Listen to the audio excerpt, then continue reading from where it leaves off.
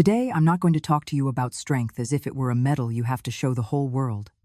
I'm going to talk about the trap many of us fall into without noticing, when being independent leaves you alone. Not alone, without company, alone, without support. Alone for real. The kind of loneliness that arrives when you finally switch off the noise and find yourself exhausted, doing everything for everyone, and at the same time feeling that no one reaches you on the inside. If this resonates, stay. This episode is a hand that doesn't push you or judge you. It walks with you. The strong woman was born in many of us as an act of self-love. We learned to rely on ourselves because sometimes there was no other choice. Sometimes no one was left. Or there were people who promised and didn't deliver. Hands that asked for more than they gave. Eyes that said, "Me first." So we learned to study, to work, to repair, to lift it all. To hide the trembling behind. Efficiency. No one noticed the trembling, only the performance. And they applauded us. They still applaud us. The world adores the woman who solves everything without bothering anyone. The problem isn't that we're capable. The problem is when that capability turns into armor. And armor, even if it saves you, won't let you feel the embrace. The trap begins in almost invisible details. You say, "I can do it by myself." And of course you can. You said it once, twice, 10 times. The phrase became identity. Then, obligation. You can no longer stop being able to do it alone. Accepting help makes you self-conscious. Asking weighs on you. Receiving makes you uncomfortable. You feel safer when you give, when you hold things up, when you organize, when you prevent any emotional mess. And without realizing it, you place yourself in a position of silent superiority. The one who holds everything is always one step above the one who lets herself be held. That step protects you and separates you. It saves you and isolates you. Sometimes extreme independence is a polite way of saying, "I don't trust. I don't trust that they'll hold me if I fall. I don't trust that they won't abandon me if I show my cracks. I don't trust that it's safe to rest. And because I don't trust, I control. And because I control, I get tired. And because I get tired, I become more impatient. And the more impatient I become, the more I tell myself I do it better alone. And so, without meaning to, I turn into my own closed system. Efficient, impeccable, solitary. Don't blame yourself. This wasn't built on a whim. It was built to survive. To get you this far, the only thing I'm proposing today is to ask whether the strategy that saved you in the past is allowing you to live in the present, whether it protects you or deprives you, whether it sustains you or separates you from what you most want. The strong woman sometimes loses something essential, a capacity to be held. And without that intimate experience being held, without having to prove anything, your heart stays thirsty. There are signs. Not everyone sees them, you do. You struggle to delegate because no one does it like you. Other people's slowness irritates you. You feel that their time is a luxury and yours is a debt. You catch yourself thinking, why explain it if I'll end up redoing it? You demand of yourself what you'd never demand of another. When someone offers help, you smile, you thank them, and you say no. In a relationship, you become so self-sufficient that without meaning to you, send a clear message, "I don't need you." And when the other person pulls back a little, you confirm your theory, "See? Better alone." What you call evidence is sometimes a self-fulfilling prophecy. You've poured so much into holding everything up that the bond no longer finds where it can hold you. There's a scene that repeats. You call someone and say, "I'm tired." They answer, "Rest." You reply, "I can't." Underneath, what you're saying is, "If I rest, who holds what I hold?" Behind your calendar is a girl who learned that love had to be earned. That if she did everything right, maybe they'd stay. That if she didn't bother anyone, maybe she'd be chosen. That if she solved everything, no one would leave her. It makes sense that letting go is hard today. Your brain learned that control is safety. Your heart learned that the permission to be is fragile. And your body learned to tense up, to live in hypervigilance, to sleep with one eye open, even when you smile. I'm not going to ask you to give up your independence. Independence is beautiful when it's born of freedom, not fear. The question isn't, should I depend? The question is, can I trust? Can I open my hand a little? Can I let someone pass me the water, even though I can get it too? Can I let myself be embraced without turning it into a debt? Can I ask without feeling I shrink? Can I stop justifying my tiredness as if being tired were a sin? The strong woman's loneliness isn't always visible on the outside. You have friends, family, work, plans. But there's a private loneliness. No one gets all the way in. They listen to you, yes. They admire you, yes. But sometimes they talk to you as if you were a monument, not a woman, and you contribute without meaning to, feeding the myth. You place yourself in the role of the one who always knows, the one who doesn't cry, the one who's all good, and you are left alone with the questions you don't dare to ask. Performative strength fills you with likes. Real strength lets you cry. One erects you, the other humanizes you. I want to invite you to an image. Imagine your whole life is a house. The facade is impeccable, the entrance bright, the table always set. In the back, there's a room almost no one enters. It's not a dark secret. It's your sacred place.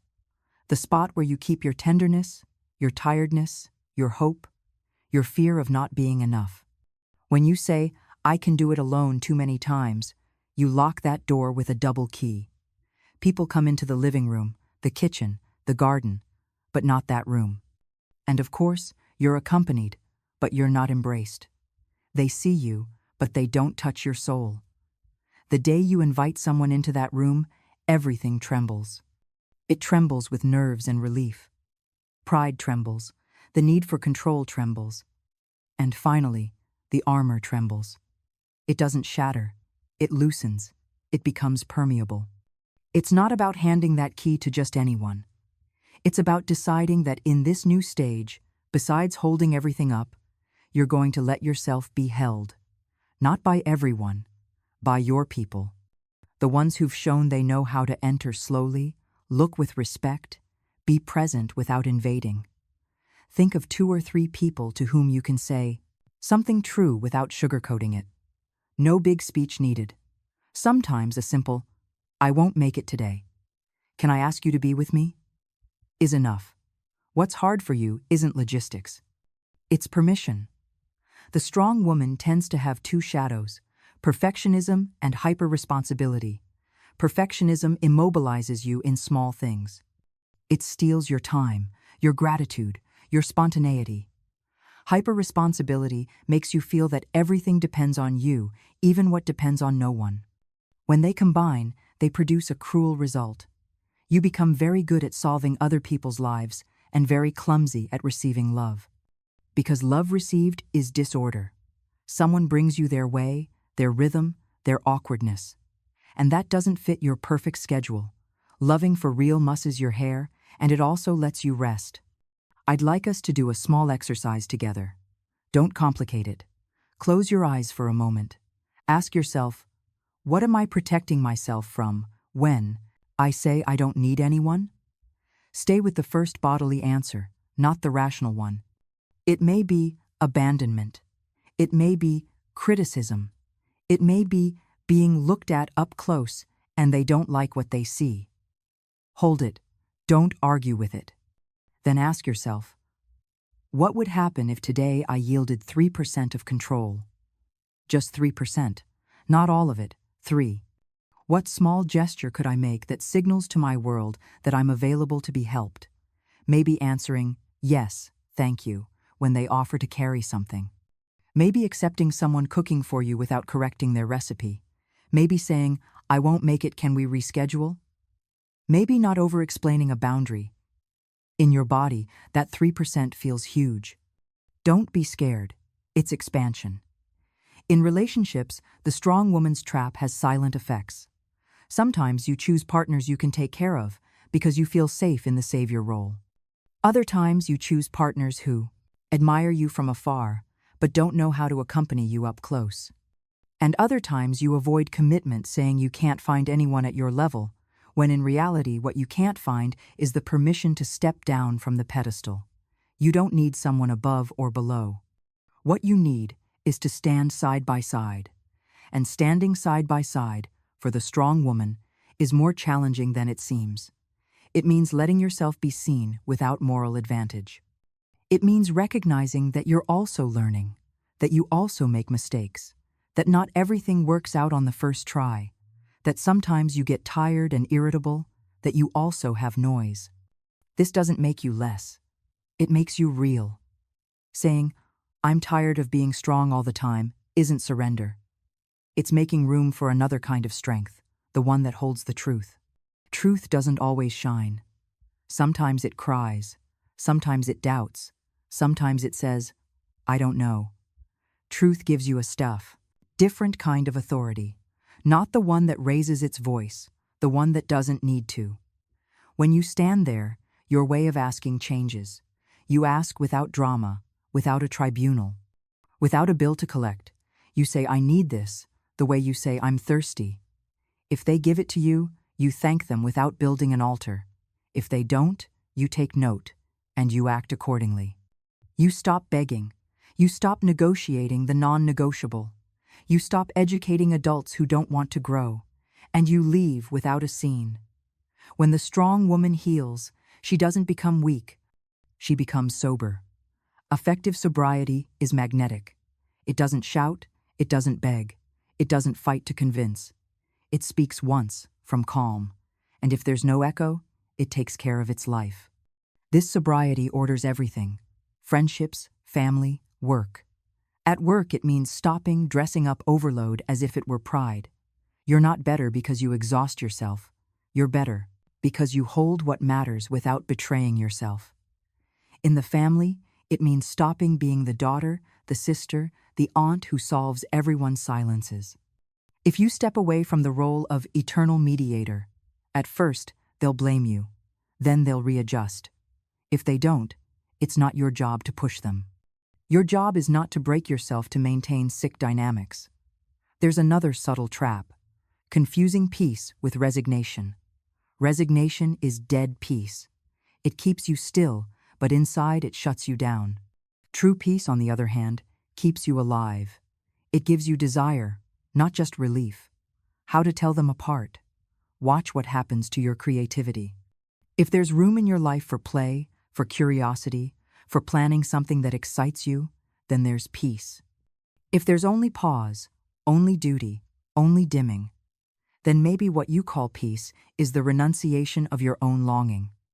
The strong woman gets used to convincing desire to wait.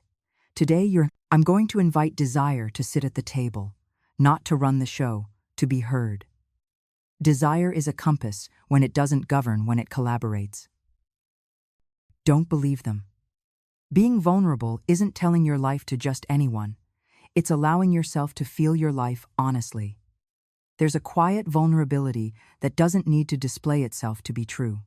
Sometimes it shows in small gestures, saying "that hurt me" without theatrics, admitting "I can't do it all" without shame, asking, "Will you stay a while?" without turning the request into a debt. Debt is the enemy of love. If everything you receive you turn into accounting, your heart hardens. And the most beautiful thing about a woman isn't her capacity to resist. It's her capacity to soften without breaking. If you feel alone today, know this: loneliness can also be a workshop, a place where you reorganize the house from the inside, where you decide which relationships support your truth and which support your persona, where you look at your control habits with tenderness, not with a whip, where you learn the art of resting without asking permission, where you train trust with small, repeated acts until your body understands that nothing terrible will happen if, for once, you let yourself be cared for. I want you to imagine yourself a year from now, if you start today. Not with big changes, with small shifts. You barely opened your hand to receive without over-explaining. You barely said no, on time. You barely stepped down from the savior role in a conversation that wasn't yours to fix. You barely left 5 minutes before breaking. You barely asked for company on a silly afternoon and stayed in silence with someone who loves you well. You barely allowed someone to see you tired without masking it with irony. Barely. That barely, repeated day after day, changes your life. It doesn't turn you into Brafid, someone else. It returns you to yourself. I also want to speak to that part of you that fears becoming dependent if you loosen a little. I get it. Autonomy saved you, and the mere idea of needing someone makes you dizzy. But needing isn't weakness. It's human. The point isn't to depend blindly. It's interdependence. Being able to lean without disappearing. You can hold to your judgment and receive help. You can keep your dignity and ask a favor. You can preserve your freedom and love up close. The adult isn't the one who needs nothing. She's the one who knows how to ask and how to give without losing herself. When good love arrives, and it will, if you become an open and steady house, you'll recognize it by a very simple sign. It doesn't demand that you stop being strong. It invites you not to use strength as a shield. It looks at you and sees you.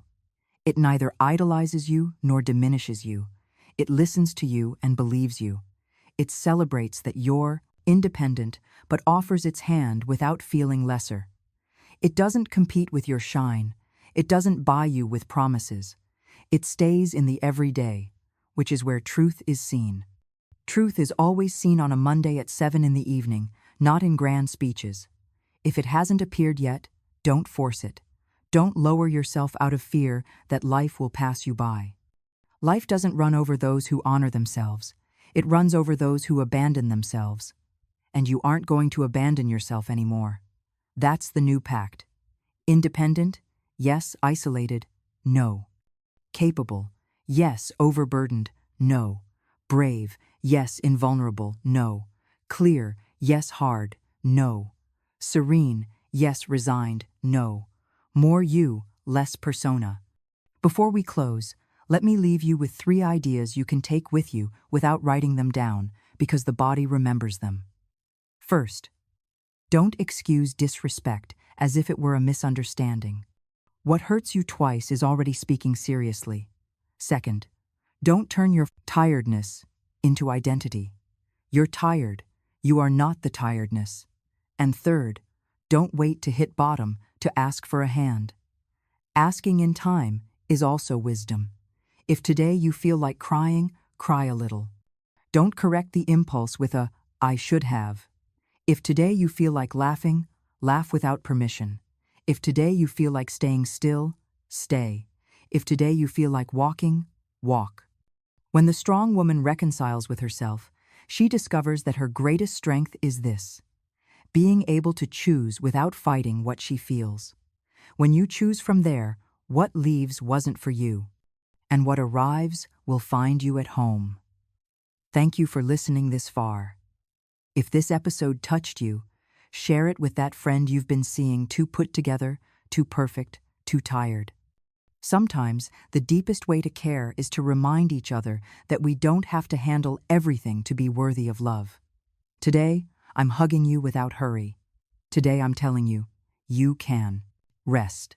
The world won't fall apart if you let go a little. On the contrary, the world that's worth it begins when you finally let go of your own hand in order to truly take yourself by the hand.